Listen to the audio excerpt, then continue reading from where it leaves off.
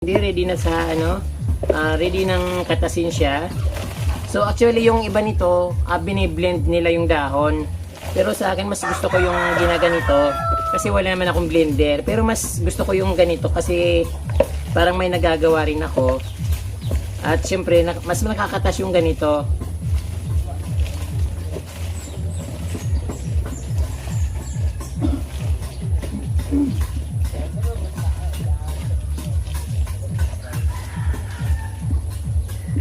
So ayan po ka-Promly, i-spray natin kung paano gamitin ito. Ayan, in-sprayan ko na yung mga favorite na mga, yung kulay green na kumakain na tumatalon-talon. Ito yung gustong-gusto niya itong kainin.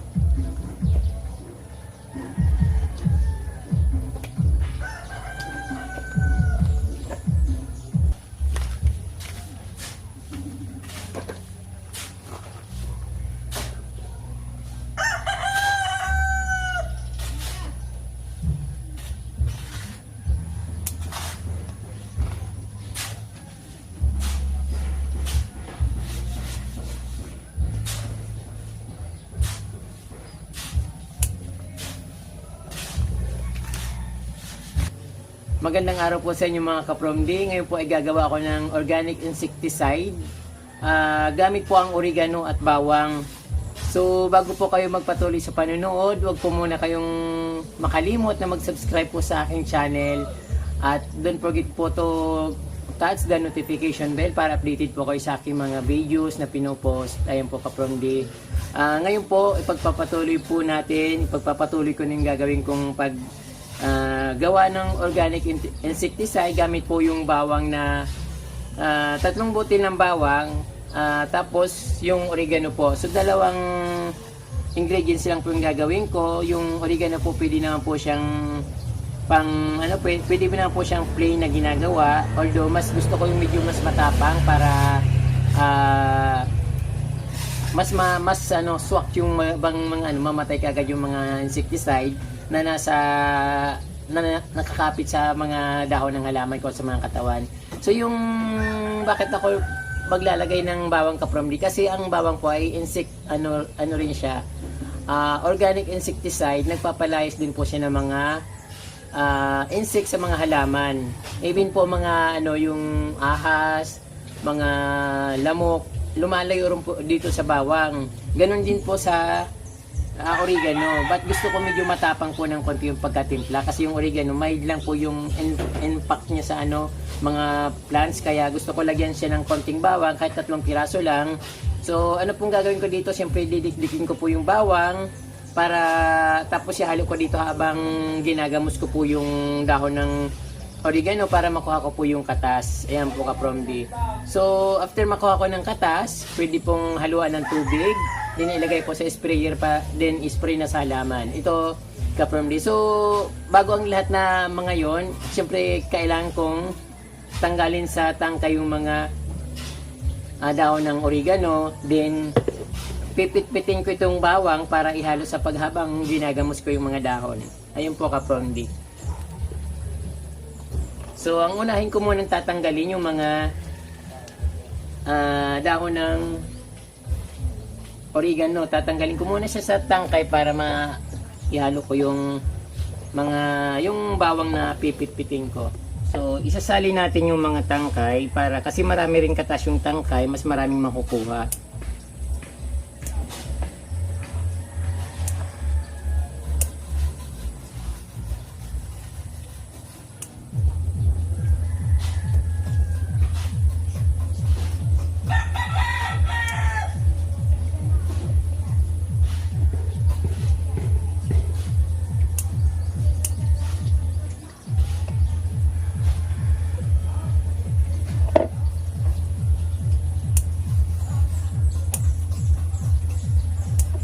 So kaprom di, dapat hinugasan yung dahon para para maging malinis siya, kasi pag nilagay mo sa sprayer yung dahon tapos may mga kasakasamang maliliit na dumi, baka po magbara yung sprayer nyo. Kaya dapat tinatanggal po yung mga dumi sa dahon, kaya dapat hinugasan siya para matanggal. Kumukuha ko nito kaprom di kapag umaga, kasi mas makatas yung dahon niya kapag umaga dahil yung hamog na nasisipsip niya. So pag piniga ko yung dahon, nagiging makatas yung dahon niya.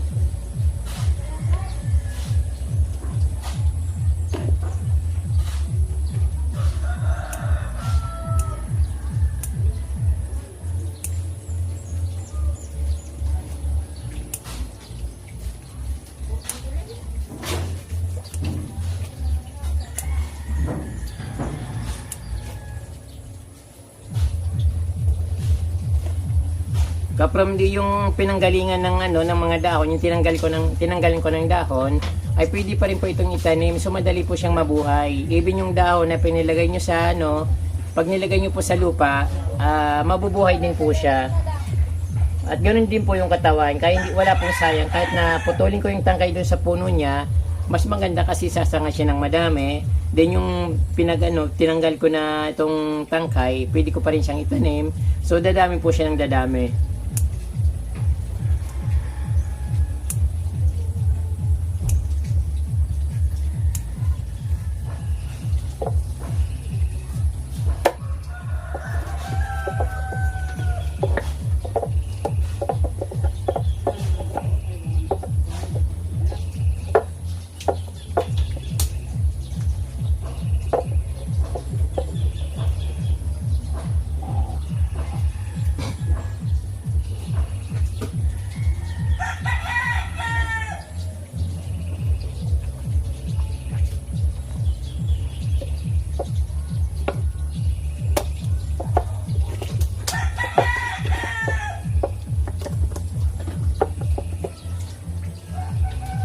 So makatas din yung bawang.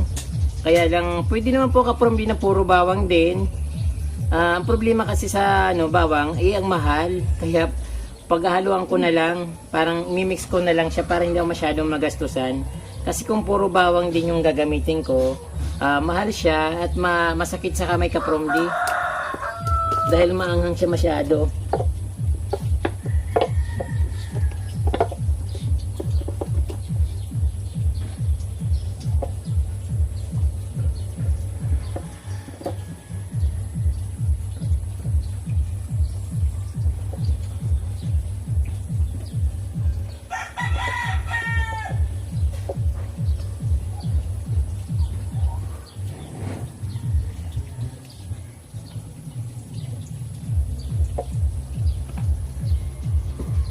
So ayun kaprom di, ready na sa ready nang katasin siya.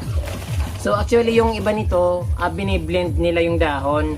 Pero sa akin mas gusto ko yung ginaganito kasi wala naman akong blender. Pero mas gusto ko yung ganito kasi parang may nagagawa rin ako. At syempre mas nakakatas yung ganito.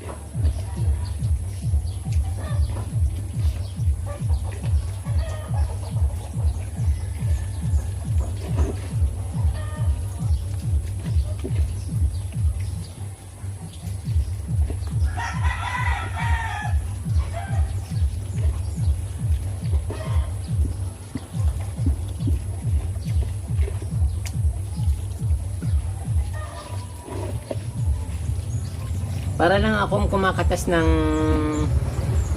kinayod na niyog kaprom di. So ayan, napakaraming katas niya. Ayun, wala po itong halong tubig. Pure po na katas ng galing sa oregano. Ayan po, napakarami ng katas niya. So, hindi ko pa siya kinakatas dito. Madadagdagan pa yun kasi hindi pa siya masyadong nadudurog yung dahon. So, yung kapromdi, yung dahon niya, pwede rin po siyang fertilizer at pang taboy din po ng niya. After ko mapiga, pang taboy din po ng mga insects sa lupa. Para lumayo po, katulad ng snails.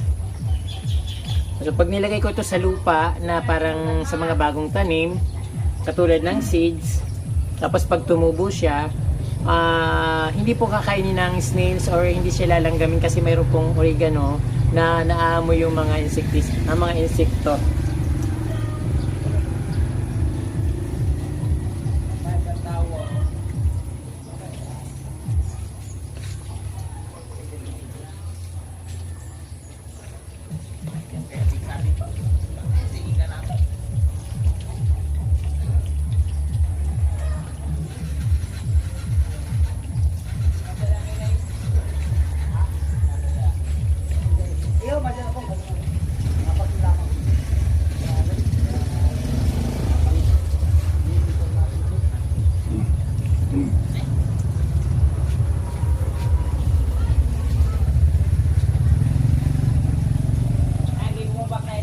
So ayan kapromdi, naghalo na yung katas ng bawang sa katas ng oregano.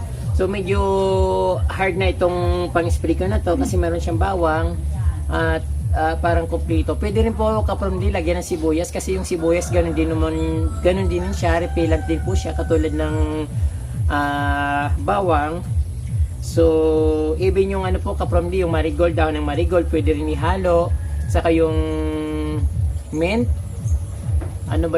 yung pepper, pwede rin siyang ihalo dito.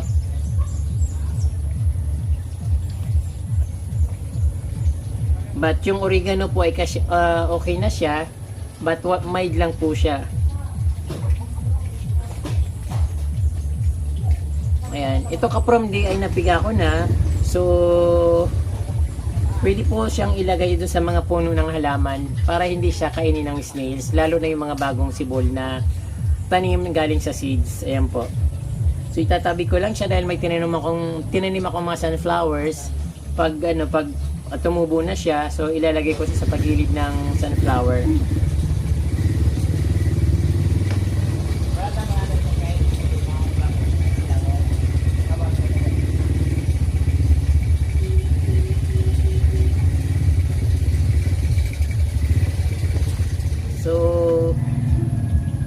So ayan po kapromdi, kumuha pa ako ng kalahating baso na tubig, medyo mataas yung baso ko.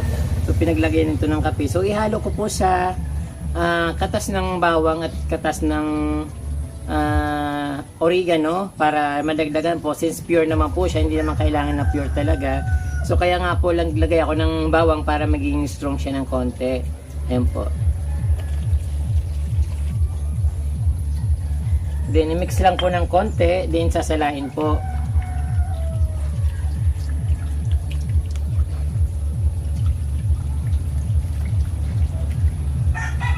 Then, ibabalik ko po sa baso para maisalin ko sa sprayer.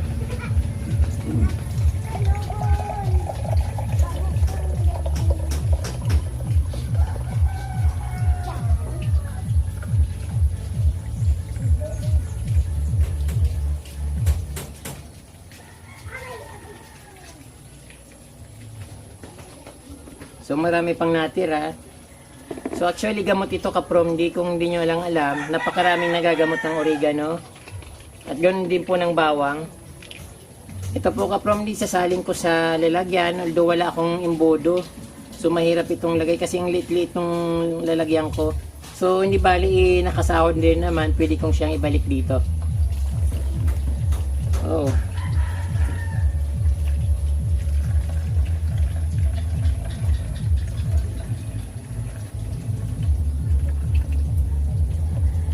So na maraming natapon kapromdi, so ibabalik ko lang din ulit dito sa baso.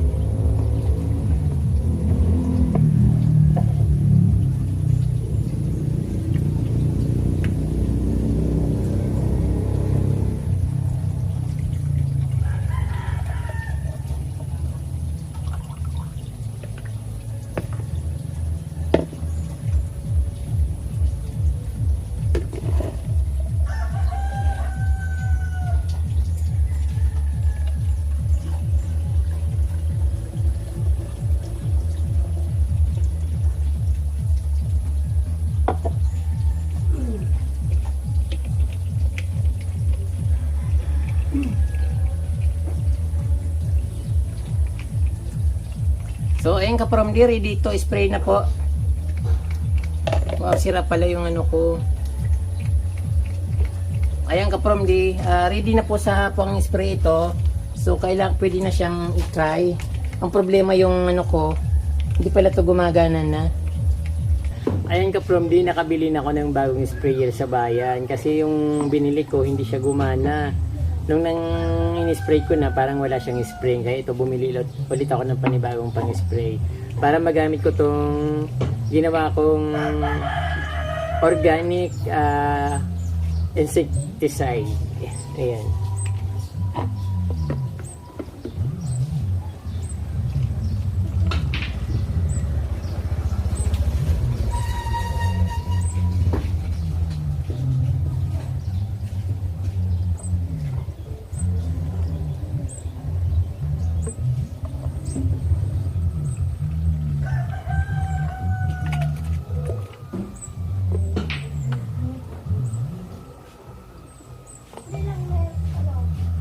Ayan po ka from the amoy na amoy yung bawang na nilagay ko plus oregano. Talagang pag hindi pa sila namatay sa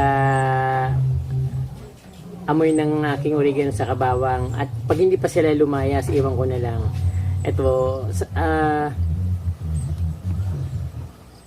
subok ko na ito ka from the kasi ito yung ginagamit ko yung oregano. Minsan pinipiga ko lang sa ano yung gagamusin ko lang yung dahon tapos pipigayin ko lang tapos papatulo ko dun sa dahon or talbos ng halaman na affected ng mga fungi or yung mga aphids, yung mga ladybugs, lahat ng insekto na napupunta sa halaman na nagbabahay sa halaman. So kayang puksain ito at yun nga yung ginagawa ko pag pag nakikita kong nagugutay-gutay ng mga dahon ng halaman ko. So ito lang yung secret ingredients ko para mapalayas yung mga peste sa aking halaman. Ayun po, sana po nakakuha kayo ng idea. So ayan po ka from the i-spray na natin kung paano gamitin ito. Ayan, in-sprayan ko na yung mga favorite na mga yung kulay green na kumakain na tumatalon-talon. Ito yung gustong-gusto niya itong kainin. Kaya ayan, ito na yung unahin ko. Pati yung yung orange ko dito na kinain ng halos wala nang natira yung dahon. Yung kiyat-kiyat ba? Ayun. Tapos na yung mga nila mga masasayang araw nila. Pero parang napakahina naman ng spray na to. Parang walang gana. Ayun. So hindi naman kailangan na talagang basang-basa siya. Ang mahalaga yung mayroon siyang dumidikit na may amoy ng oregano sa kabawang. So very effective ito ka from the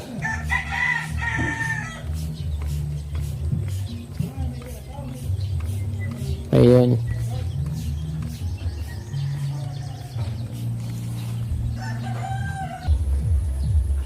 Ayan po ka from the sana may napulot kayong kaunti at may natutunan kayo kung paano po gumawa ng organic insecticide.